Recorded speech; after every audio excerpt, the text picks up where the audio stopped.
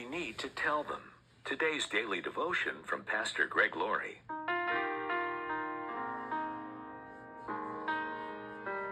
Our scripture reading today is from Hebrews chapter 3, verse 15. Remember what it says. Today when you hear his voice, don't harden your hearts as Israel did when they rebelled.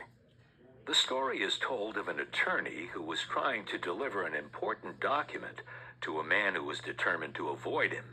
The man reasoned that it was a subpoena of some kind, and he went out of his way to dodge it. 14 years passed, and the man found himself lying in a hospital, dying of cancer.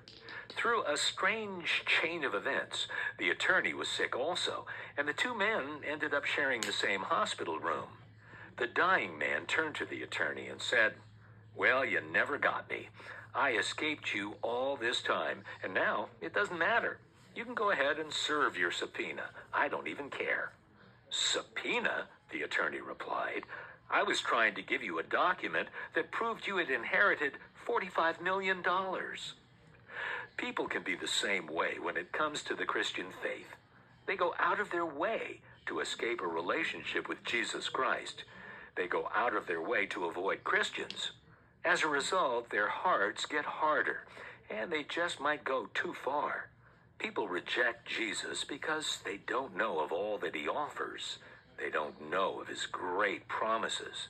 That's why we need to tell them. That's why we need to go out of our way to tell people about the love of God. So let's keep praying, and let's keep trying to reach these people. You may even know someone who seems as though they have a hardened heart beyond the point of no return. Take heart.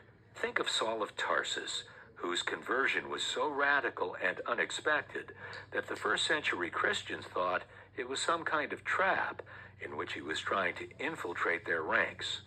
They didn't believe that God could save someone who was as wicked, hostile, and against the church as Saul of Tarsus was. But then Saul of Tarsus became known as Paul the Apostle. You may know of someone who seems so hardened and so far gone. Keep praying, though, because God could reach them. Or maybe there's never come a moment in your life when you've personally asked Jesus Christ to forgive your sin. You know about God, but you don't really know him. If you know something to be true and don't respond to it, that can harden your heart. The Bible tells us, remember what it says. Today, when you hear his voice, don't harden your hearts as Israel did when they rebelled. If you don't yet know Jesus Christ in a personal way, then do something about it immediately. Now is the time.